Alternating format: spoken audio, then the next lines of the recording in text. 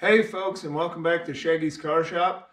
On tonight's video, I got a fuel tank with 4 to 5 year old fuel that needs to get out of there. I need to suck it out and put some fresh in there so when I try and get this engine running, we don't have any issues that way. So I figured before I got after any of these wiring issues, I'd get this old gas out of here and then kind of press from there. Once I got my new batteries in, my fuel tank was showing anywhere between 3/4 full and all the way full. But I think that might be a ground issue on showing it all the way full. But regardless of that fact, we're gonna figure out how to suck this out and get it drained and then go from there. So without any further ado, let's get after it.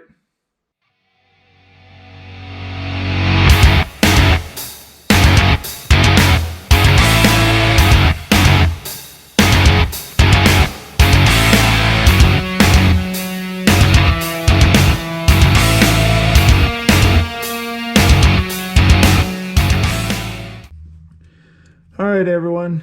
So here's my fuel tank. Kind of dirty. I don't want to open it up to suck the fuel out or go down the fill. So is what I'm hoping is I can pull my fuel line off the front of my engine. I stopped at the local discount tool store, you know, something with a freight in there. And I got a few different siphon pumps and whatnot. We're going to try and hook them up and see if we can drain it out via the fuel line into some buckets. And then if we can get it all out, I'll dump a few gallons of fresh in there, suck that through the lines, and then hopefully that clears all the lines, washes out my filler neck and everything like that. So let me get you set up. I'm going to pull this line off of here and I'll pull out these siphon pumps and we'll kind of go from there. All right, folks. Let's see here.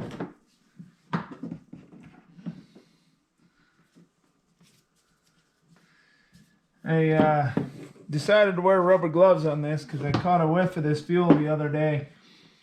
And it is pretty smelly.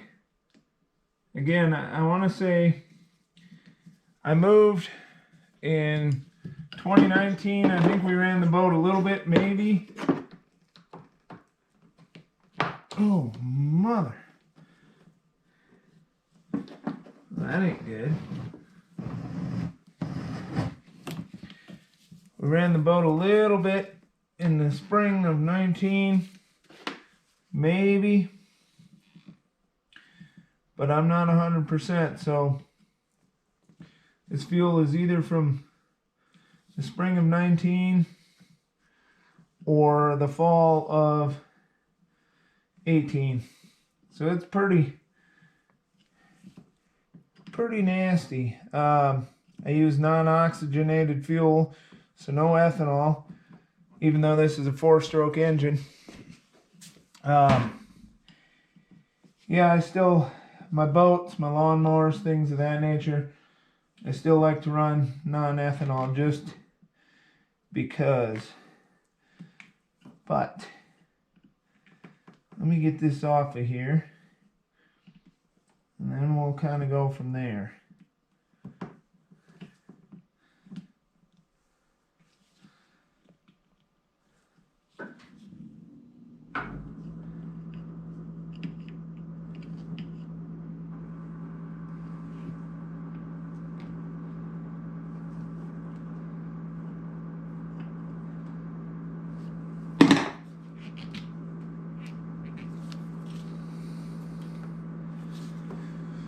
Alright, let me shut you guys off and bring you back once I get this off here and then show you what I'm working with for pumps. Alright, so that thing was kind of stubborn. I ended up having to cut it, which means I'll probably end up going and getting a new fuel line for it, keeping that end if I can. So I went and got one of these fancy little pumps. But is what I'm hoping, even though this is inside diameter of 3/8. I can slide my little locking ring, drop that down into a bucket, and slide this. Actually, I probably don't even need, that's good enough. Hopefully, I'm gonna use the primer bulb and see if I can get this to flow, and hopefully it'll just siphon out. So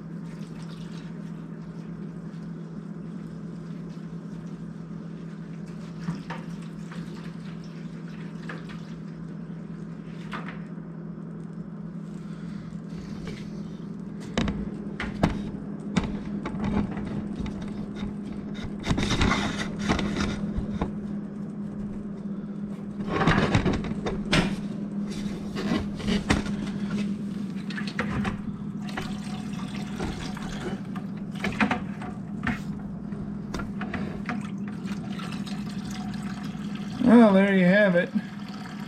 It is definitely flowing out. Hopefully, I only have 3 buckets, so hopefully there's not more than 15 gallons in here. It doesn't look too bad as far as varnishy and whatnot, but I don't trust it. I might hang on to it, pour it in a gas can, try and mix it with fresh gas into my lawnmower. But yeah, being 4 or 5 years old, I'd rather not chance it. All right, let's keep draining.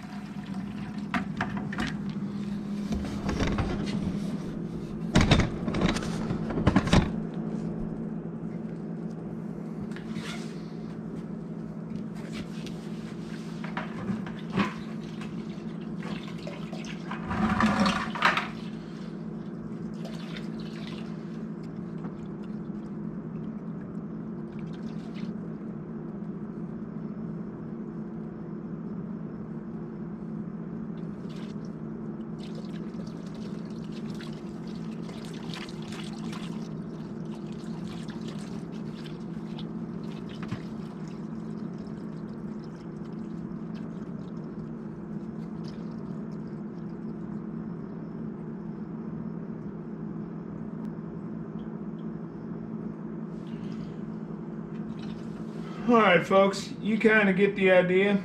I guess I'll bring you back once I get this drained out, because it's this is going to take a while. I probably got 1.5 gallons in there, and if there's 15 gallons, it's going to take me quite a while. Alright, we'll bring you right back. Alright folks, so we ended up with a completely full bucket and just a little bit in this one. Yeah, so not too bad, just probably a full 5 gallons of gas to get rid of. Yeah. Alright folks, so sorry that wasn't very intriguing of a video tonight, but I needed to get gas tank empty. So we ended up with probably right on the money for about 5 gallons. With that, I'm going to go buy a couple of gallons, probably 2 or 3 fresh gallons of gas, dump them in, and then suck that out into that other bucket. And I know it's, you know, probably 15 bucks, but it's just a little reassurance that I flush most all of that old gas out of here, get it up through the lines, and then I'm going to get a new short line that runs up to my engine from the primer bulb, and then yeah, I should be good to go on that. As far as the wiring goes, I picked up a multimeter, some extra wiring, some solder, soldering iron, a bunch of different things, test light. hopefully on my next video. I've been putting it off. Wiring is probably one of my least favorite things to do. But putting it off, I know when I was messing with this off camera, I think I have a ground problem with my radio because things were coming on that shouldn't be coming on. With me turning my radio on, so I gotta pull out my fuse block and trace my grounds up here and double check things, pull my radio out, things of that nature. Doesn't sound like a whole lot of fun, especially in a tight space of a boat. But if I have to, I'll run a new ground line up in. I do have to replace this end on this one, end on the other one. But yeah, other than that, batteries are holding charge real well. Once I get the wiring done, I talked to a guy that said he may or may not have a boat cover for me, so we'll see if that works out. I gotta play with a little wiring up in the front. Some of my front lights, the wiring fell down, so it'll just need to be zip tied up and checked over. Figure out what the mice got to and what they didn't get to. Oh, speaking of mice, I don't know if it showed it well on that first video, but I've heard the old thing about dryer sheets will help keep mice out. I had dryer sheets in both sides and the back.